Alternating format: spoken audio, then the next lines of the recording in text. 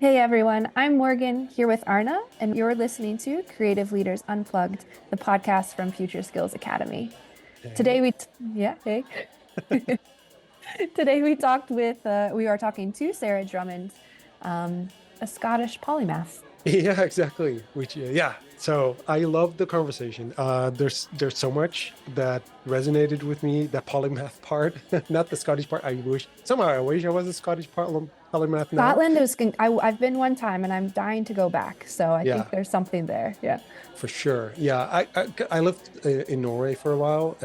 In my mind, it's similar. I've never been to Scotland, but I think. Scottish and people from Norway everywhere are protesting, but Yeah, no. I mean, there's the landscape is similar. The highlands, the sort of. I Mm, think it's sort of in the geography somewhere. It has been connected somewhere. Some I think, but anyway, maybe, yeah. yeah. There's a similarity to it. And anyway, yeah. Well, I know nothing about Scotland, but I know everything about polymaths because I think we've spoken to a lot of them in the Hmm. podcast. I think one of the patterns that I see, again, also with Sarah, is these are people who are they do a lot of different things and they are interested in many things. They're not, and they maybe they've gotten a label at one point being a service designer or a designer or Hmm. design Hmm. thinker or whatever, but and they might use that label for a while, but it's not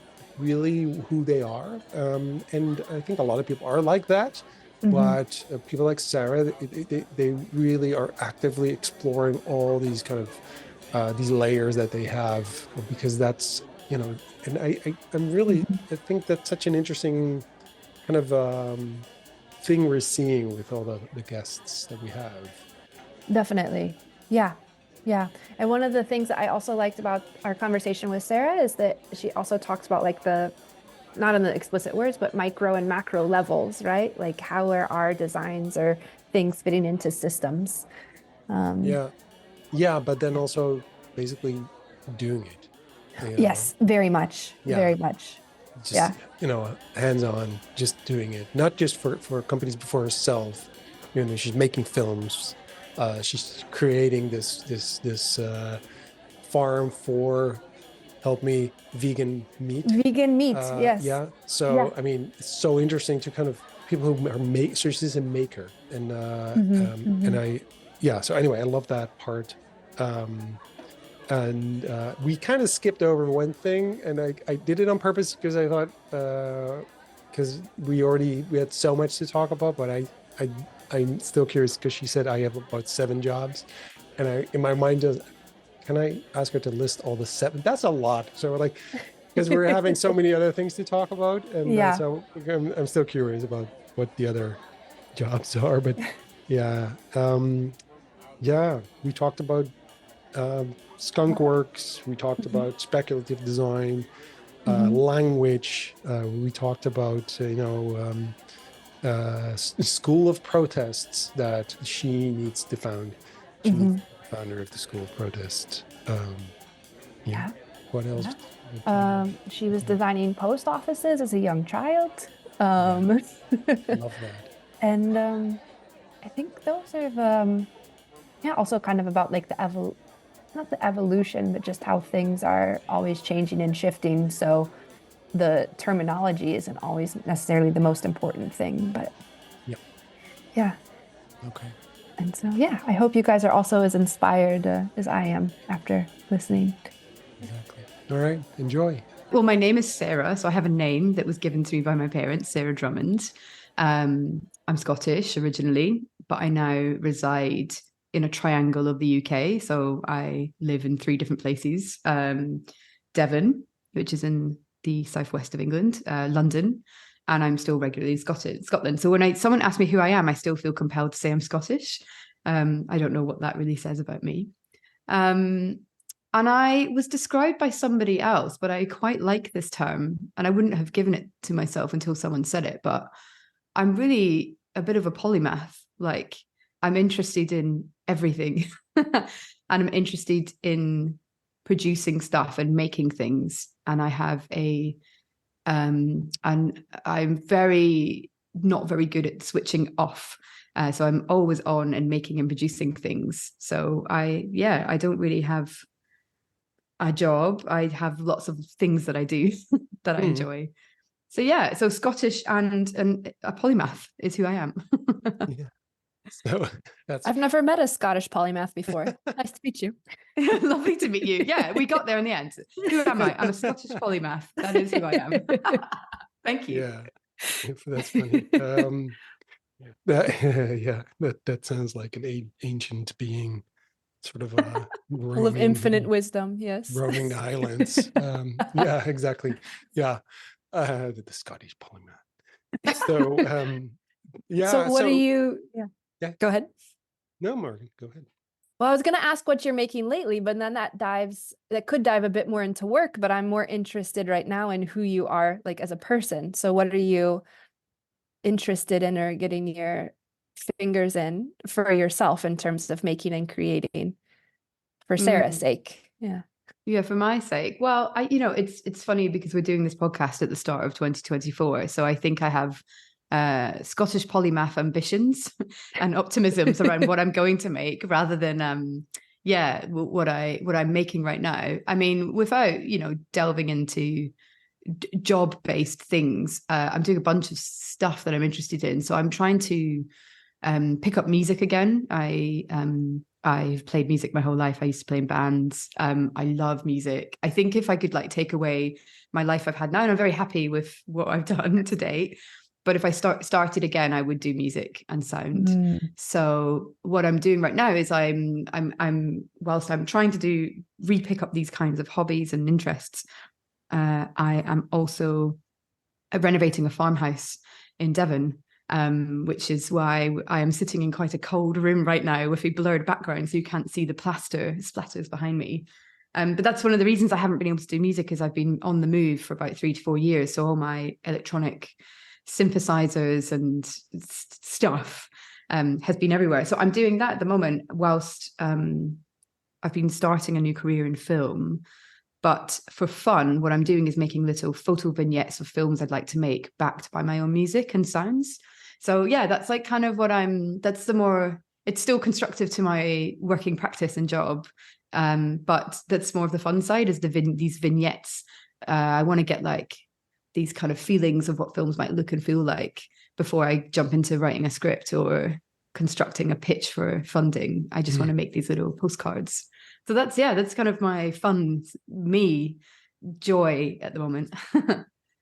I wonder, because you used the word hobby, and so what you're saying resonates with me a lot. By the way, I play music. I have lots of synthesizers and stuff too, and guitars and what have you, and been playing in band most of my life.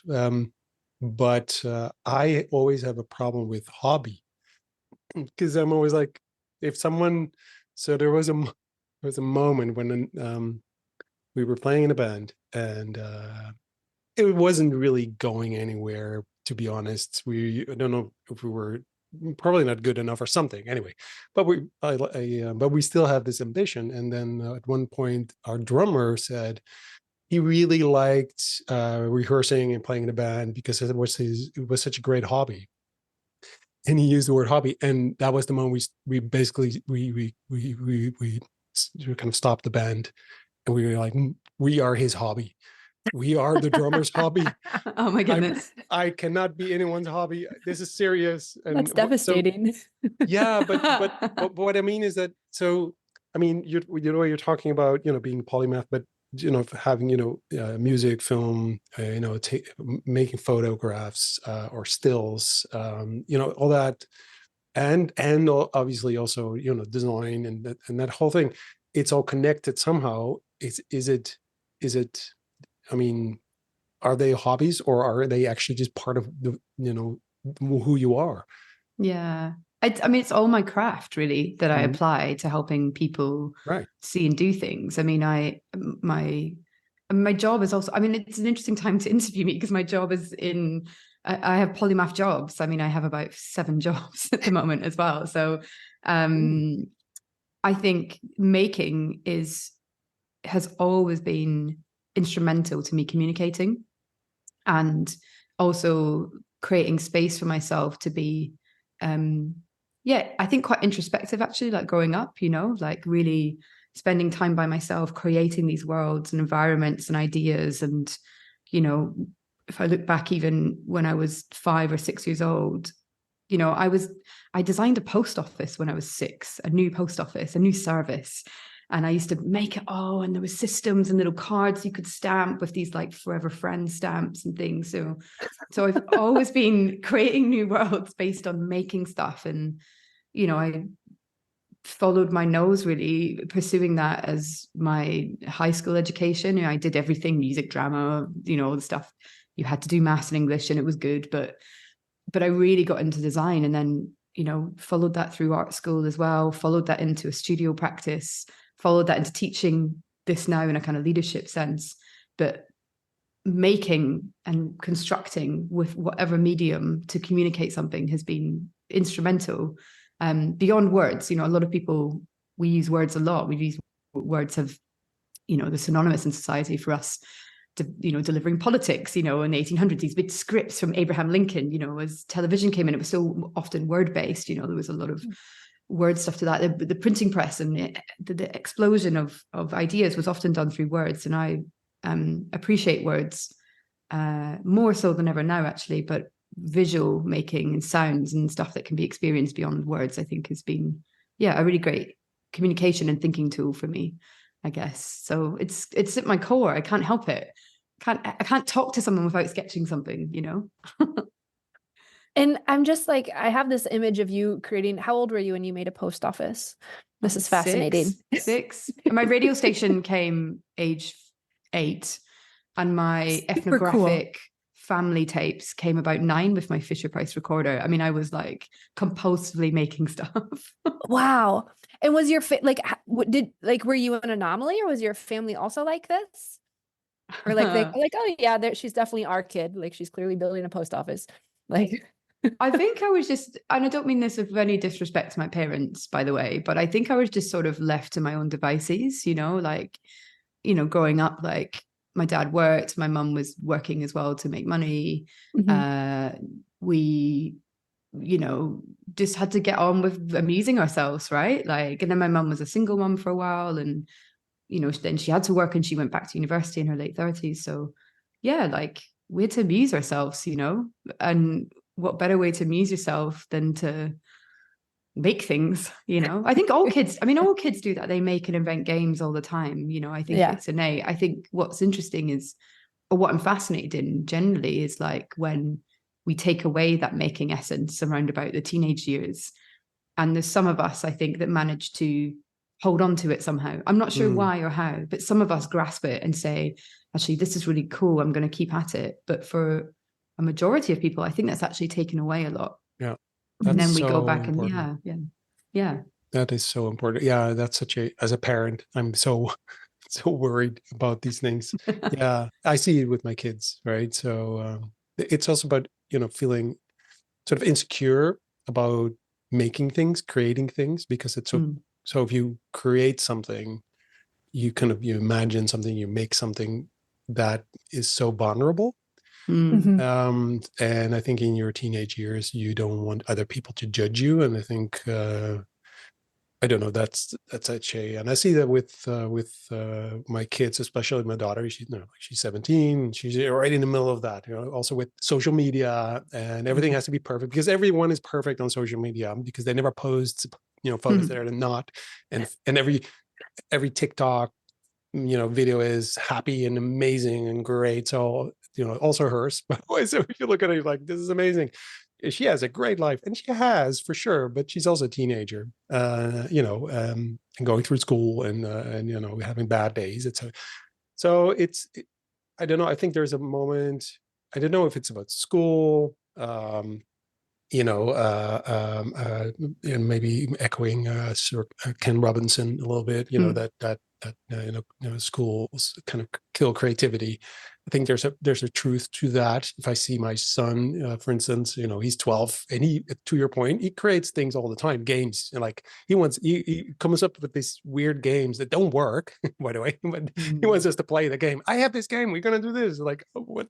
So but he's making up stuff all the time, which is so cool. And you don't want people to lose that, because it's this experimentation. He's just like, because we're like, because my brain goes like, that game doesn't makes no sense, but he wants you to go, go for it. And that's exactly what you lose, I think, at a point where your brain goes like, oh, it probably won't work, they won't like it.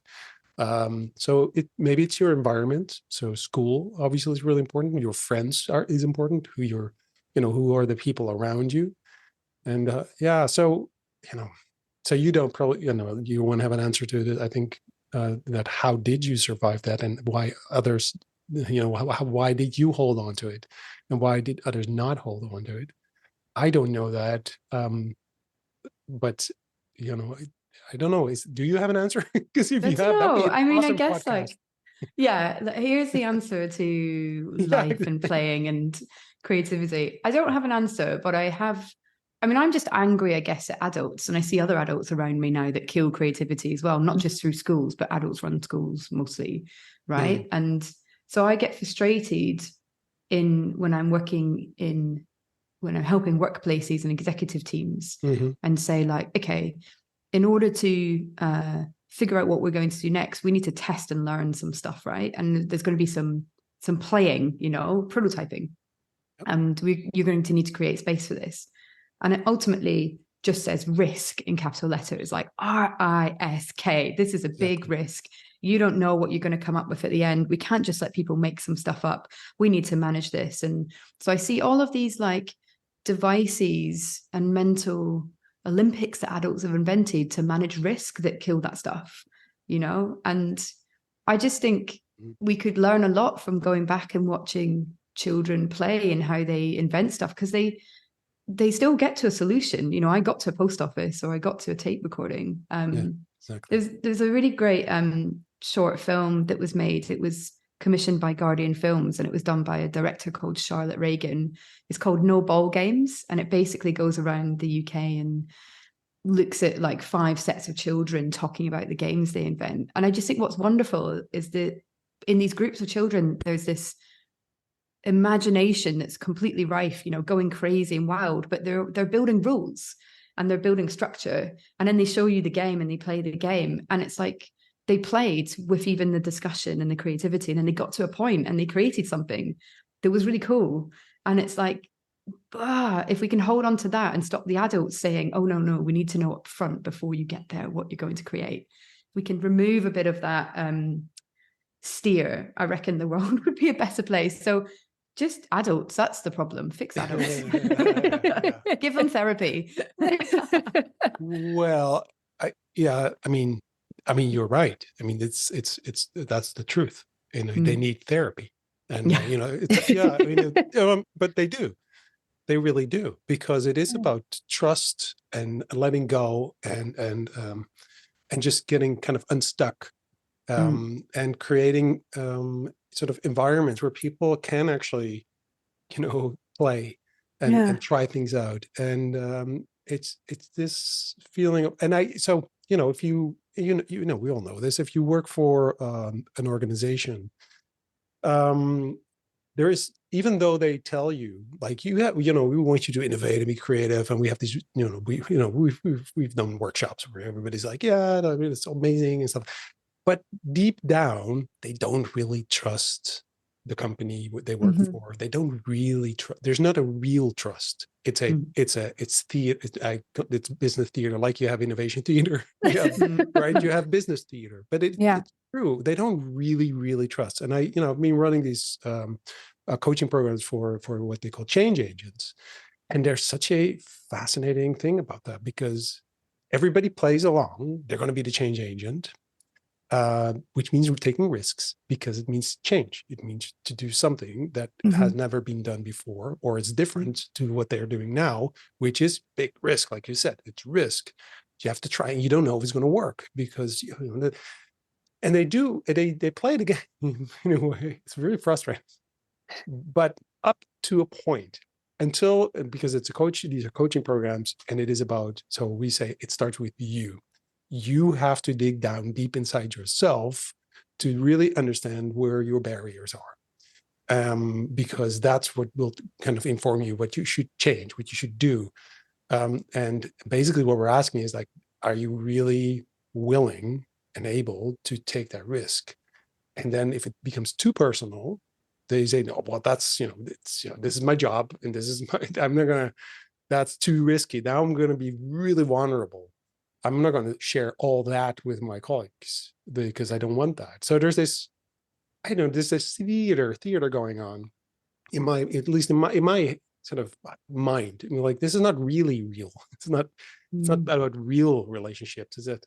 So, and I don't think we're going to, and I think we've been in the business, as long as I can remember. We've, I think we're all in this as designers, design thinkers, service designers, what have you. We're all in that business. All of us are saying, hey, wake up, prototype. No, really, no, really try it. No, really play. No, really do it. No, all right, send you my bill. Try it next time.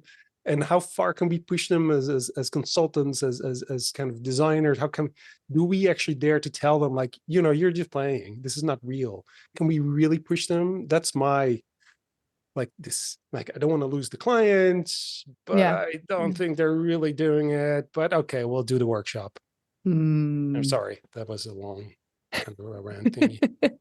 No, I mean, I think it's like, it comes back to what you want to do with, there's what you want to do with the client, and it's what the client is capable of and what they want to do. I mean, there's a few just like thoughtful responses to what you said there I thought was really interesting. Like, just coming back to risk, I mean, the word risk is something that I use is like, it's my main currency actually in getting executives, to really invest in wanting to think about making change. Like, that's my currency now these days. It took me way too long to realize that, but that was a really useful currency. So, I've used legal risks, not meeting the law, to get organizations to start thinking about changing what they do, and innovating, or at the lowest level, making the stuff that they do accessible to people, to the large amounts of people who need more accessible and inclusive services and products. So you've got that side. We now have climate risk, right? Like, you need to be ready to change. And if you're not, your service might not be able to run in the future. We have technological risk, and so you get back to this one big question, which is, what's the risk if we don't do anything or change at all? And that's such a good question, because people go, right, yeah, okay, well, here's the things that are going to change in the future, right? How is that going to impact your bottom line? Like, literally, that's what it comes down to. Not in all organizations, but in many of the corporates, including governments as well.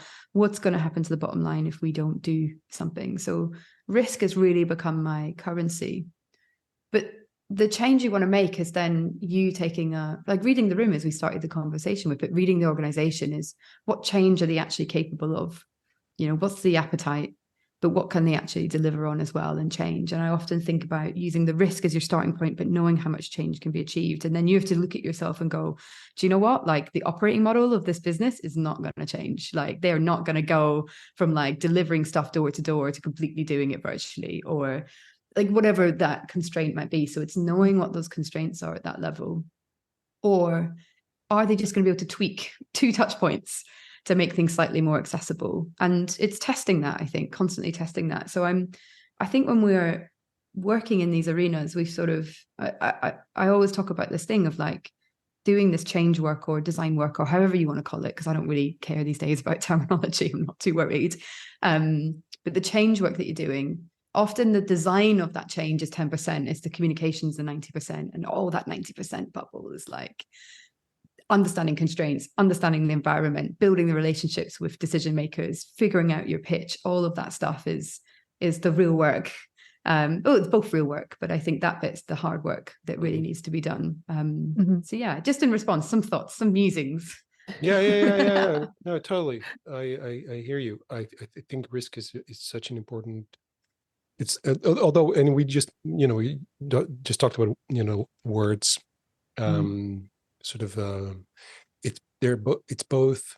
I think words create a reality. If you have a name for something, it exists. If you don't have a name for it, it doesn't exist. So talking about risk kind of does something. It shapes something. It creates a conversation. At the same time, it's also limited.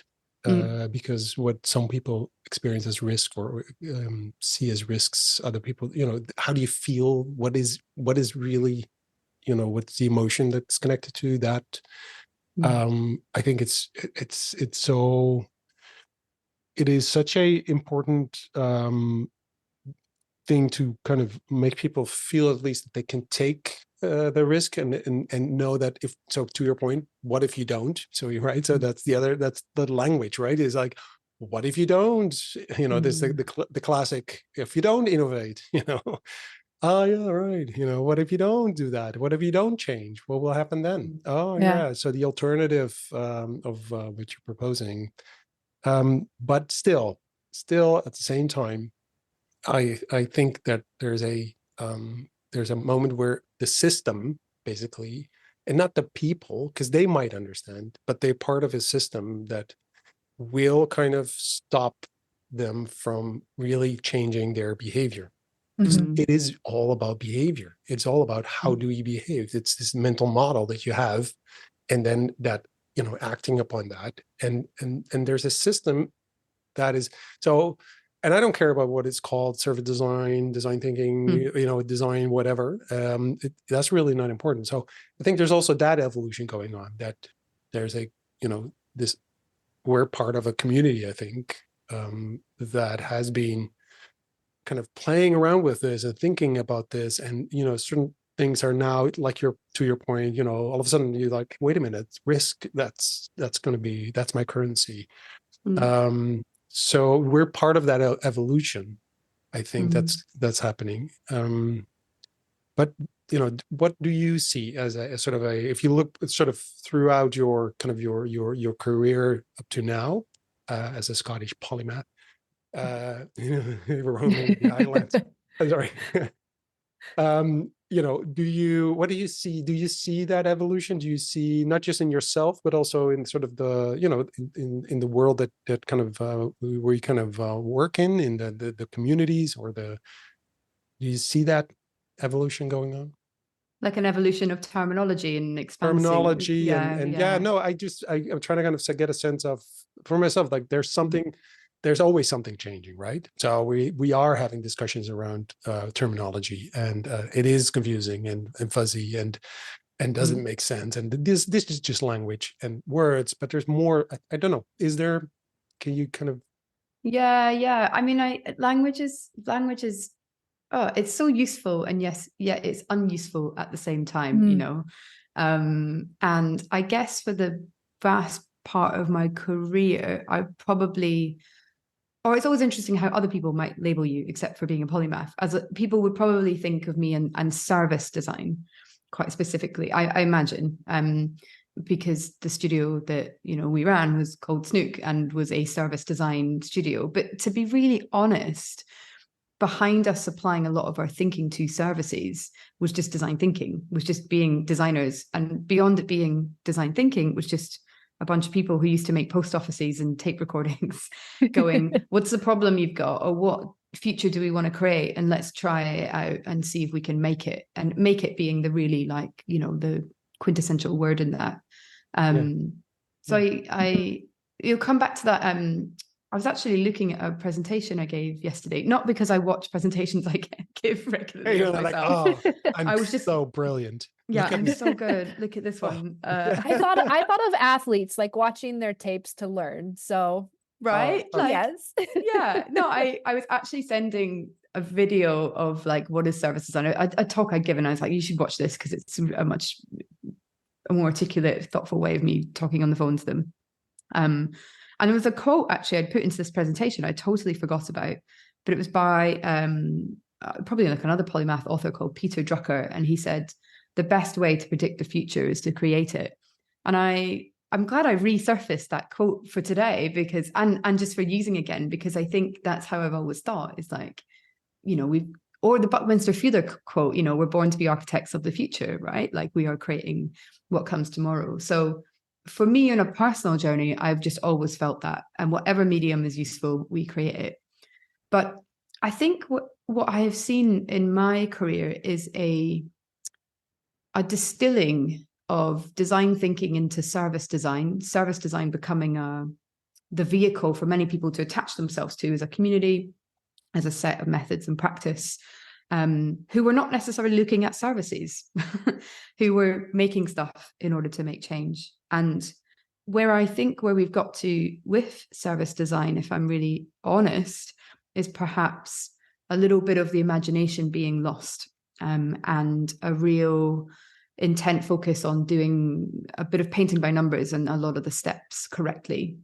And when I'm doing my training with like good services, the School of Good Services, I'm always trying to get people to reconnect with that imagination of what's possible in terms of what they can create, and bring back the sort of design prototyping and making skills to apply it to stuff. And I think one of the reasons that I took a sort of sidestep from the industry and left Snook was because the commissions that we were getting, the briefs we were being given, I mean, beyond my wildest dreams when we first started Snook was, way more money, way bigger opportunity, but the opportunity was already predefined as, we want you to do service design and we want you to deliver these core outputs, journey maps, personas, a strategy roadmap. And actually it wasn't really about the outcomes, it was about the outputs. So I feel like as a discipline, I'm sort of sidestepping away from it in a sense, not completely, but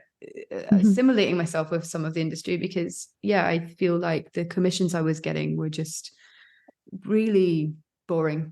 If I'm just really blunt, really not up for the appetite, of change, of thinking stuff through. So I prefer personally to do training now to try and inspire, if I can, people who are working on delivering and designing services and whatever title they give themselves, but also now working with senior leaders and executives. And I joined a number of boards and things like this to give me the space to help shake at that end of it, the designer at the table, essentially, kind of role. So I've seen that evolution, and now where, I'm reading articles in Forbes, I think, Smashing Magazine, all these things about the death of design thinking, the death of service design, the death of whatever UX design, because we're seeing mass layoffs, we're seeing mass layoffs from, the technical sphere, Silicon Valley-esque sort of arena. We're seeing the major consultancies that made millions and millions and millions of dollars from this shrink. And we're seeing an evolution to something new. And what that will be, we can speculate. But at the core of it, I really just get excited about people using tools to think about what the future should be and to help move us towards that. And so that's why I get quite agnostic, I guess, about terminology, because I think I'm with you, Arnie. We've been around for a little while. Morgan, you've seen it from another side, I imagine, as well. And we go, okay, we'll buy design thinking. That was nice. Thanks very much. Thanks for your service. It's a bit like the Mary Kondo thing. Thank you. You brought me joy. Throw it away. And I'm going to bring prompt-based AI engineering into my drawer, whatever it is. Yeah, exactly. It's interesting. No, sorry. I'm like, because there's such a topic that I'm, not struggling with, but kind of really interested in and focusing on a little bit and thinking about all the time, because there's this moment where we go like, are we, because I don't think the sort of design thinking, sort of this creative problem solving is going to go away, because it's been with us forever. Before it had a name, we still did it. I think there's something about design which is interesting, and I'm actually trying to kind of write something about this, sort of the origin of design, as design, sort of the word design, a designer, instead of being a crafts person. So you have a craft, but then science and art and engineering basically being the same thing. And, and then all of a sudden there's designers. That's quite a new thing, really.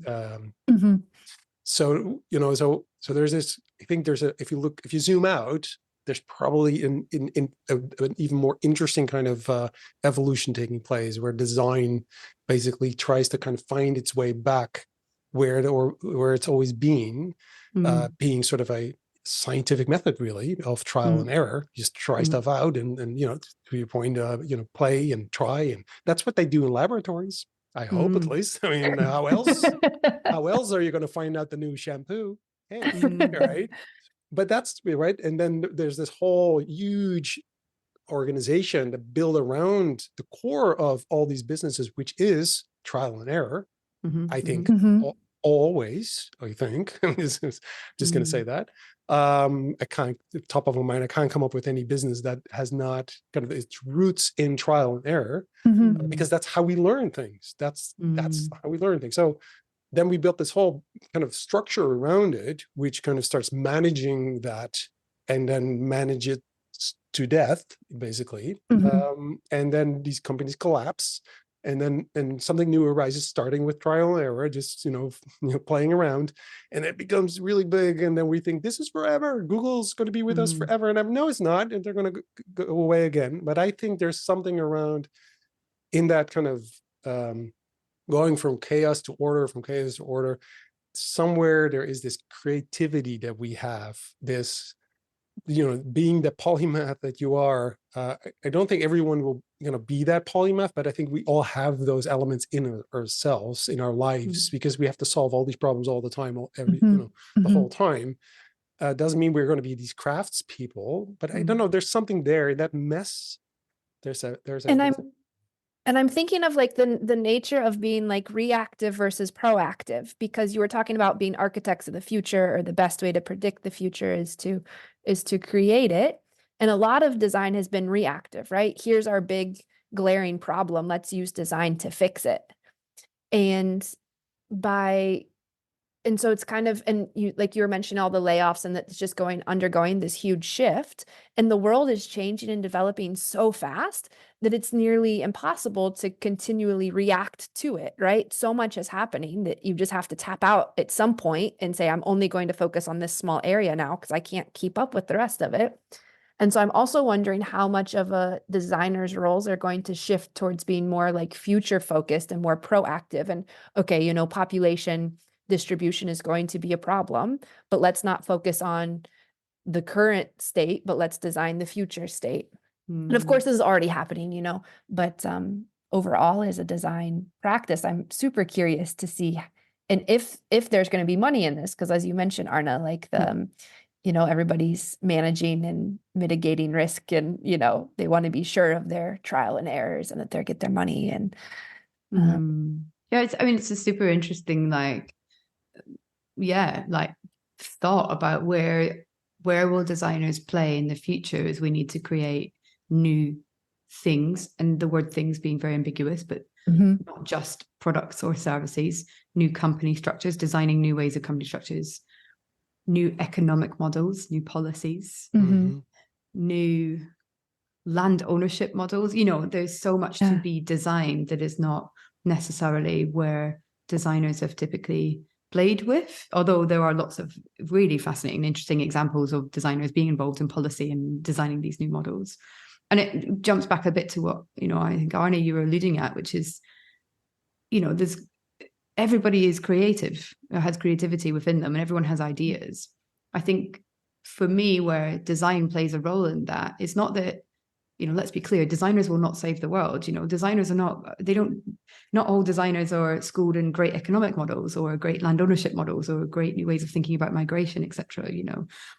They are not experts in everything. They will not save the world. However, what they are good at is doing only what you said, which is providing a process for us to test and evaluate different ideas of solving the common problems that we've seen. But, I think the big elephant in the room here is that it's very difficult to design what an emergent system of things should look like when you have massive constraints in the dominant system that overlays us today, which is capitalism, and that is so dominant in the way that we think as individuals, as society. And when we are designing, we are briefed under the roof of, number 22 capitalism road. The roof is here, and it is defining how we think. So we need to find a way to create spaces and places for designers to be alleviated from that roof, you know, and from that dogmatic thinking into exploring what this emergent system looks like. And it, you know, when I used to coach some people at Snook, or, you know, people that I've just helped over the years and sort of teaching, I'd always come back to two different models. So one is the Berkana two-loop model, and that talks about this dominant system, this kind of overarching system. And there are people designers doing work in that system, which is great, making services more inclusive and accessible, making stuff work slightly better, making sure, you know, we can get vaccinations delivered in the right way, you know, in the dominant system. And that work is good and it is needed, because the world is not designed well as it stands under the dominant models. But then there are designers who are looking at the emergent system, and, you know, you have great companies, to name a few, like Superflux, for example, Anab Jan's work. You know, they're looking at, they're using speculative design practices or formats of speculative design to articulate what the future might look like. And they are designers and filmmakers and researchers doing that work. So we need both, you know, and in the middle, and I really like this framing that Cassie Robinson often gives it, is we need to hospice the old as well. And so we need to find ways in which to kill off and stop doing some stuff that is so bad that we need to get rid of it. But it is not just, I guess, designers that can work in doing this work, is everyone. But I think design plays such a vital role in helping us use the kind of methods that we held on to from kids of making what that future should look like across all of that. So just some massive capitalist emergent system reflections there on what you both said, but it's ever present in my mind, and as looking back on my career and looking forward, like, what do I do next? Because you know, being really truthful, and some days I do get really depressed about it, because I'm like, well, how, you know, the system's so dominant, so many, and the power that sits behind it, and the politics, and so will we get paid? Your question was great. Maybe not, you know, but we have to find other ways of financing this future work, because I often felt, and that's why, again, I left consultancy, and I didn't work inside a lot of big organizations and just help them by whispering in their ears at the top, going, psst, think about this, is that I kind of still believe to this day, if you want to create the things of tomorrow, you have to do it from the outside. A bit of the kind of, what do they call that model? God, I even teach in this and I should know it. Oh my goodness, I've forgotten. It's a skunkworks. Sorry, there we go. A skunkworks model. And there's real, you've got to bring the system with you, and skunkworks has its own problems and all of this, but this model of innovating from the outside, showing what good could look like, is kind of where my heart is going now. This more emergent system of maybe let's show, and then build other relationships with people that can make those connections back into what's happening now. Yeah.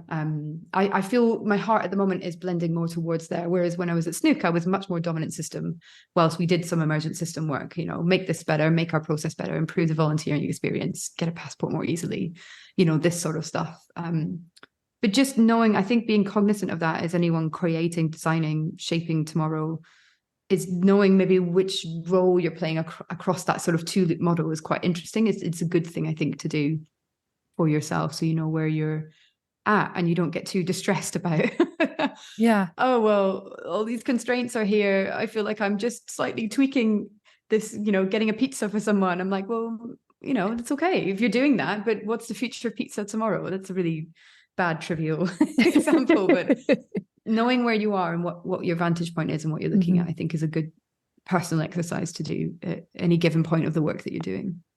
Yeah. Now my mind is going to the future of pizza. Sorry. All right. Fermentation is the future of pizza. Fermented food is the future. Yeah. And I think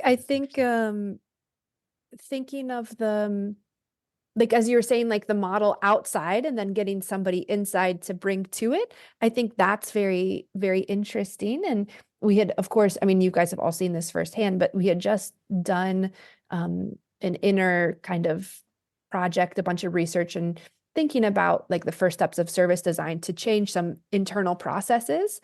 And I was already an internal person. So I was like, oh, cool. I know how everything works here. Me and my colleague can step aside and work on this a bit. But the amount of effort that it takes to inspire people to change, even though they all say they want change, is astronomical. Like I knew this, I studied this, but I still didn't expect the volume of resistance to change in the end.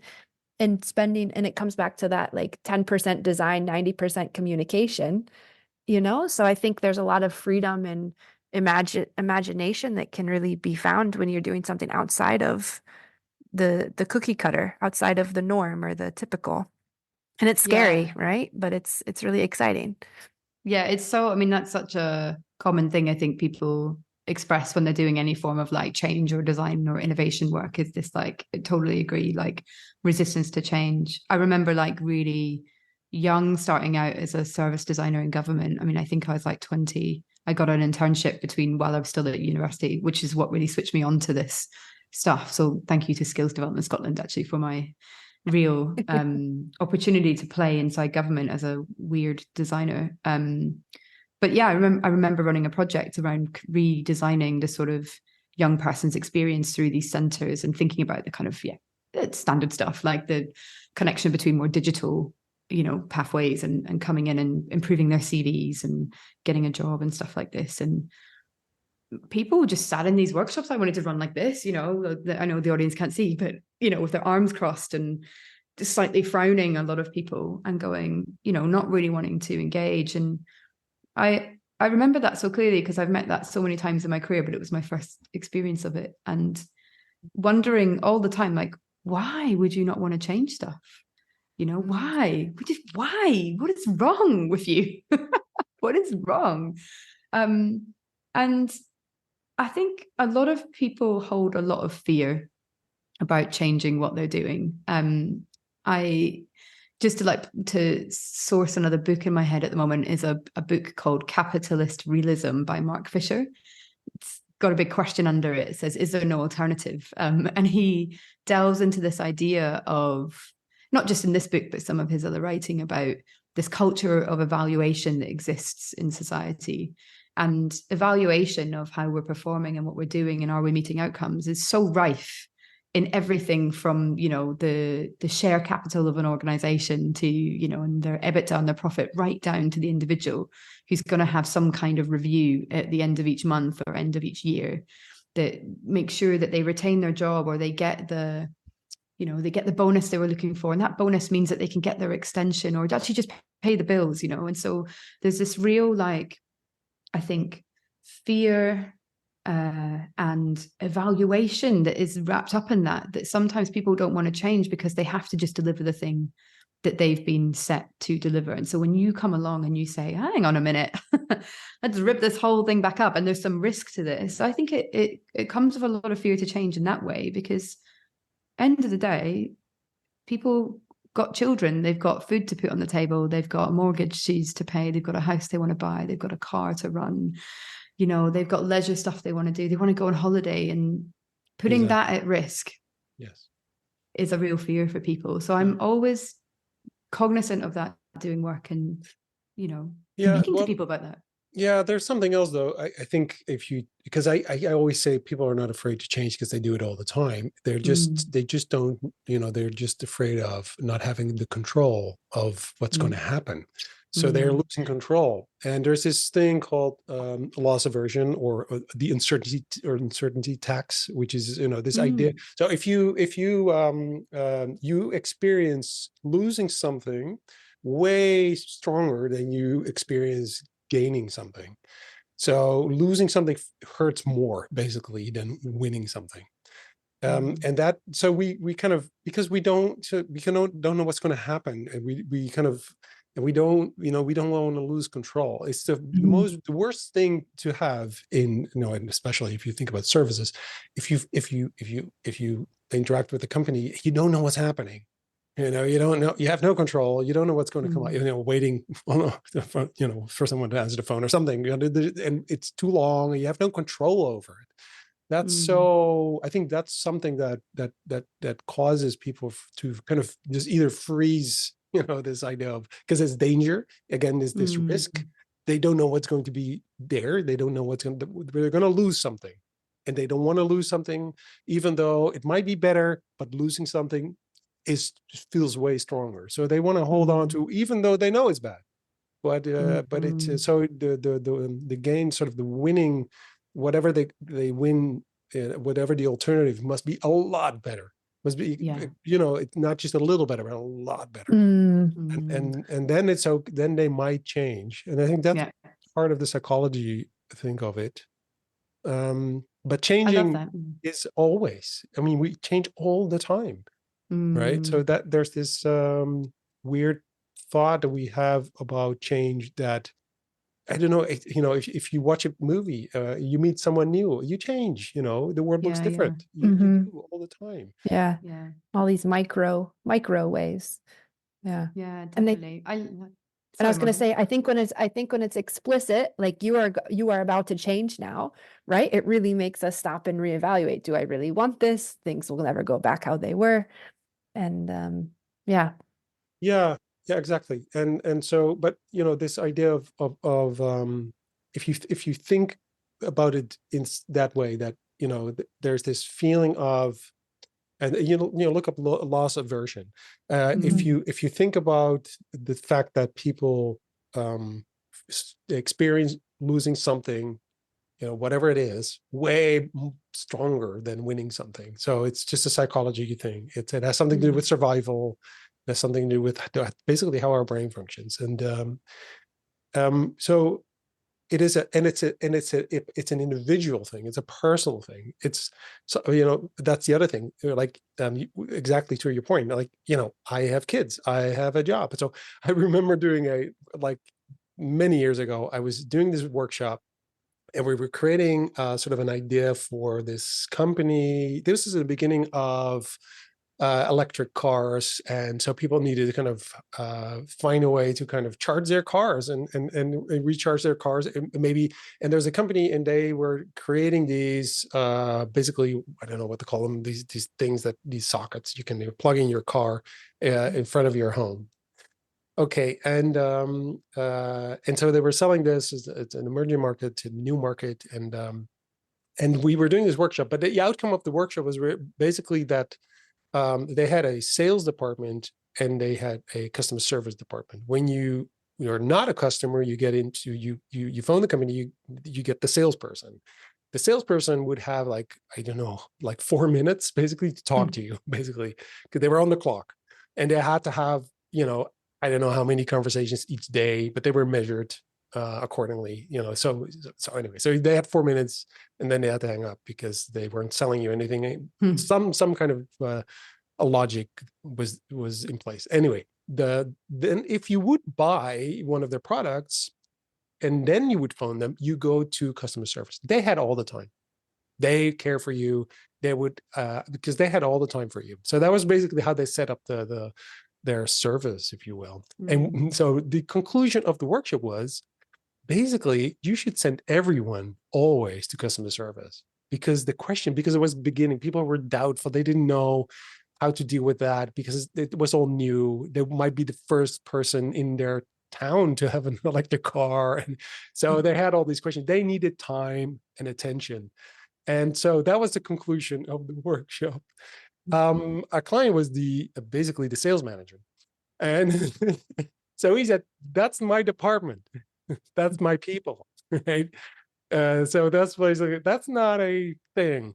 And this is not but we've had more of these sessions, where we had a session around embassy. There was a new Dutch embassy going to be built in the UK. We had a workshop with the Ministry of Foreign Affairs, and the conclusion of the workshop was, we actually don't really need embassies. The guy who bought the whole thing was there too. He said, I already bought the whole thing.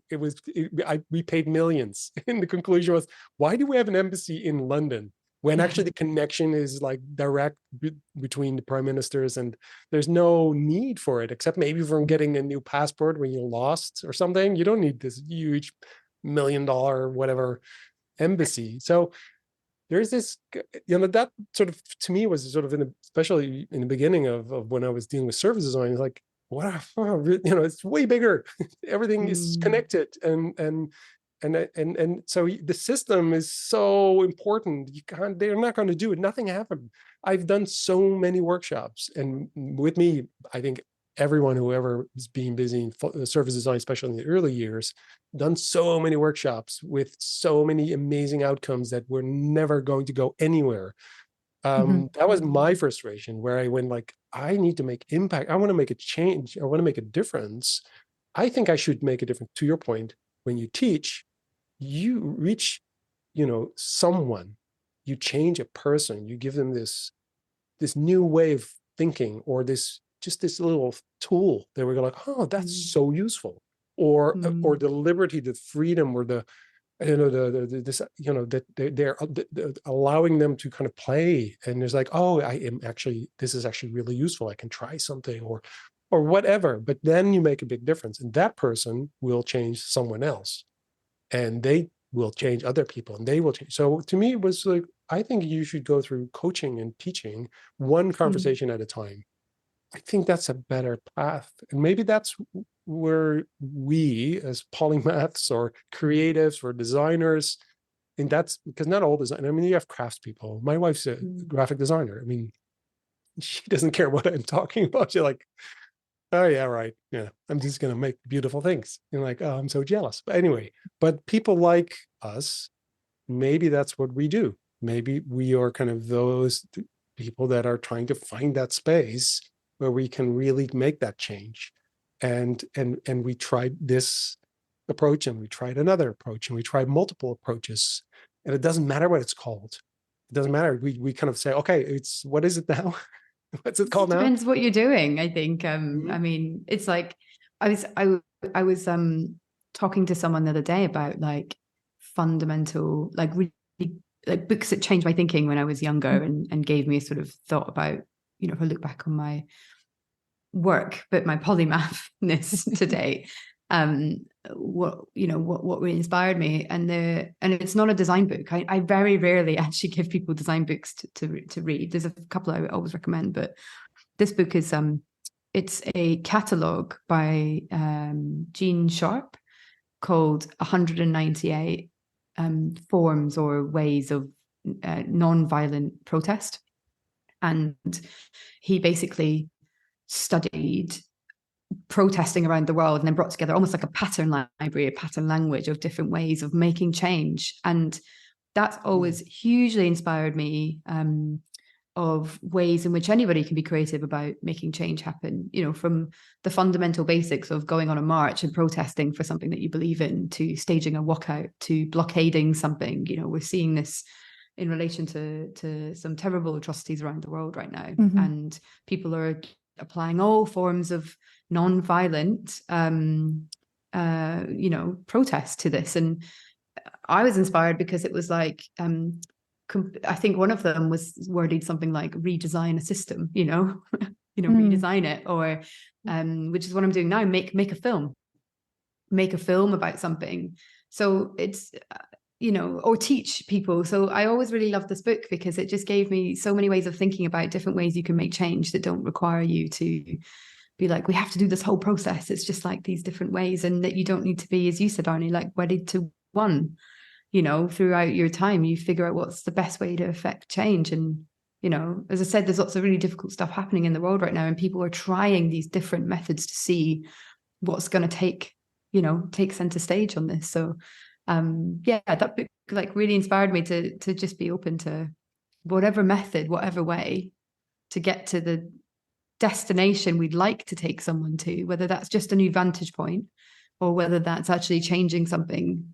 There's lots of different ways to do it. And that's kind of the school of doing that I probably subscribe to these days, rather than, I guess, one specific community methodology. I'm interested in them all. If you could have a school that, I don't know, you could teach your disciples your way, like what things would you want your school to be known for? Or like the people who graduate your school come out more like this? Such an amazing question.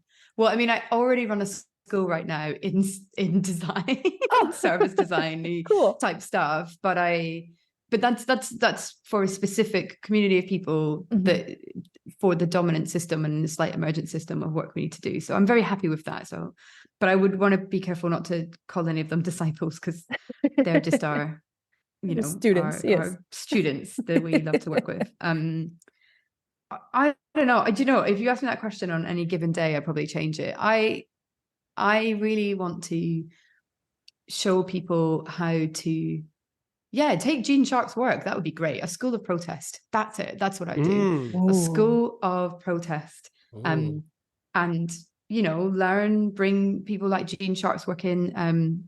There's a guy called Peter Tatchell, who's really been quite influential in the LGBTQ space, who also did a lot of studying of movements like the Black Panthers and groups like this in America, and LGBTQ movements. Helped set up UK's first Pride group and Gay Liberation Front and all this. You know, that watching his work is amazing. So studying people and protest, and then thinking, how can we take what was done there and learn how to apply that to change, I think would be super cool. Yeah, that would be really cool. I'm going to have goosebumps. I'll be there. Yeah, me too. I'll sign up to the school for sure. Yeah, that's awesome. So we had a minor. I won't name any names. But we had a minor that was attempted to run called Creating Business Anarchy. And we were like, this is brilliant, right? Like, we're going to have to exist within typical business frameworks, and then how can we start to create anarchy, not for the sake of anarchy, but for the sake of change, because it's obviously relevant and necessary. And somehow the higher ups did not approve that. So that was... It's difficult because you said it and I'm like, that is so cool. And in some way, like, I have a remain nameless friends, but a regular conversations with, and we kind of have these like, hopefully I can say this, like, fuck it design conversations. We're like, fuck it, what if we just took Bitcoin and smashed the hell out of this bank? Like, what if we just took AI and did this? And really like outrageous, unglamorous fuck it design ideas and moments. And in some way I love that stuff because I think it's good to explore it. But then you get hit with the personal wall of design ethics and, you know, having to think about, you know, what your impact is in the world. And I'm forgetting the name now, but Dot Everyone, which was Rachel Caldicott's studio, did this amazing piece of work around that's what it's called, unintended consequences, you know, thinking about the unintended consequences of your designs. But sometimes I just like to like ignore that for 1 second and just be like, fuck it. Anarchy, what would it be? But, you know, we know anarchy doesn't always work. You know, it's got its downsides as well and its upsides. So yeah, I think a school of protest that was anarchic, yet met its wall of ethics would be really cool. Oh, cool. So my maybe not last question, but something I think we should talk about, because it's something you said in the beginning. It's you kind of want to think about the things that you're going to be designing rather than what you have designed. What are you going to be designing? What am I going to be designing in the future? Well, I have two things really that are separate to just running our school and doing it. We're redesigning our school, actually. We're eating our own, do they call it dog fooding, I think, where you like, we've been like doing a bit of user research. So we're designing our own school, but that's good. That's happening. The two things that I'm designing in the future, well, one is I'm designing films, essentially. I feel like I'm making films through prototyping. So I'm working on a full length, you know, 90-minute documentary at the moment on Section 28, which was a law that banned the promotion of homosexuality in the UK in the 1980s. And so I'm 60% of the way through designing that. And it honestly is like design, you know, to get money, you have to make prototype films. And so I'm doing this at the moment, and I'm designing that under the moniker of a studio called Anthro Bricolage. So I'm figuring out what that studio actually is, and designing that, which is cool. And in a completely separate world, but the roof which is over my head at the moment, with Lou down, I am restoring this farmhouse, but a barn, to actually set up a vegan meats production farm. um, which is completely random, but we're looking at we're really interested in the future of food systems, hyper-local access to food, and the climate crisis. And so Lou has been prototyping and designing new forms of vegan tempeh, but based on British policies, so that we reduce the distance that vegan sort of produce needs to travel. It's often made out of cashew nuts and things like this that we don't actually grow in this country. And we did a very silly thing in the UK called Brexit, which means we do have to start thinking maybe innovatively about our own food production system. So, with the bads comes the goods, maybe. So we're designing that whole business. It's got many arms and legs, but we want to create a very place-based place for food innovation here and thinking. So we're designing that. That's the kind of undercurrent. It's a very long design, but it's the undercurrent that we talk about most days, and is in the process with architects and trying to raise more money for it. So, well, that's great, because that is about, creating the future, right? So you're designing the future in that sense. It kind of, a lot of the things we talked about reminds me of, so we had the David Kester on our podcast, and it's one of the things he talked about when was his childhood, where he grew up in a building that was designed actually for employees of a company that never really came to be somehow, and so the employees never moved into the building, but the building was designed as sort of a community space, and sort of it was communal, for a communal kind of living, communal experience, but they never moved in, so families moved in. Not with the purpose, because it was just a building and it was just apartments, and they just started selling the apartments, but because of that building they had a communal experience. And so this idea of, you built the building first you do the architecture, and that drives behavior. And I think, to me, that's been in my mind for a while, where you think about, because a lot of the companies that we are trying to change, or the systems we're trying to change, or the organizations we're trying to change, the architecture wasn't designed for the behavior that we now want to see. Like the schools were not designed for the behavior we now want to see. So we have to change the architecture. We have to build new buildings, new structures, new systems. I think that's the way forward. So basically what you're doing is, that's what you're doing. You're creating a new structure, a new architecture, and that will allow behavior. So yeah, anyway, that was inspiring to me. Such a lovely way of putting it. I think that's exactly it. We're not just talking about like what's the product of this vegan meats thing. It's actually like, it's the full stack of the architecture. We've got physical buildings, so there's physical architecture to consider, but we're going to prototype it. So we're not going to finish everything. We're trying to find actually a studio practice of architects and planners who have experience here, because we have to get planning permission, but who understand that this is an iterative process. So we're not going to build everything first.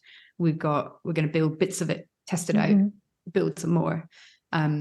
And then structurally, the architecture of the business structure, I don't just want to set this up as a limited company, where there are shareholders. We have that now because we have to move money into it to spend on building. But what does it look like if we have an oven that's owned by the community, and there's maybe type B shares, it's a KIC, a community interest company, it's a social enterprise? Like, what is the model? So you're absolutely right. We're fundamentally trying to think about all of these things at the same time as we progress one or the other. It's like, okay, cool. Well, then how does this work and stuff? So it's hugely exciting. But the effect, so the result is behavior.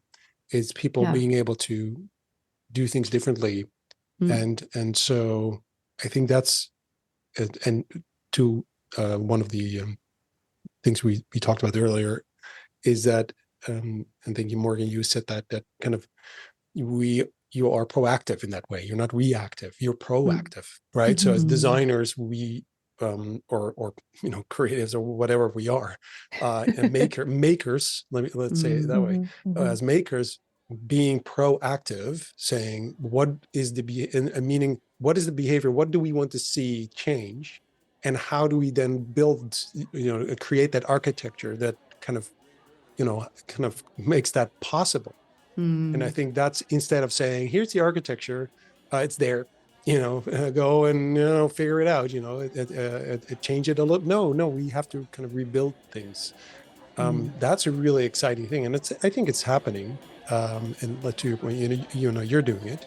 And you're not the only one doing it. I think there's lots of these kind of things emerging. And I don't know. Now I'm like, gonna, and it's so interesting to follow up anyway on this, see what's happening, and sort of, I would love to know if there's more kind of these initiatives going on. I know there are, but that's really inspirational.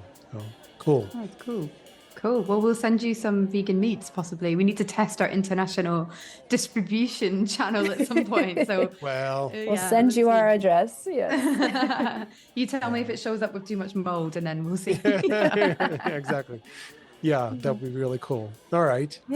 Yeah. So thank you so much for this conversation. I think there's so much more I could talk to you about. Definitely. Yeah.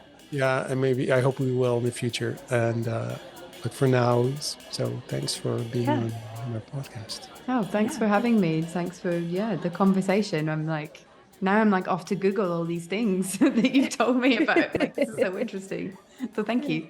Yeah, thanks for the inspiration. Stop the recording. Where's the stop the recording button?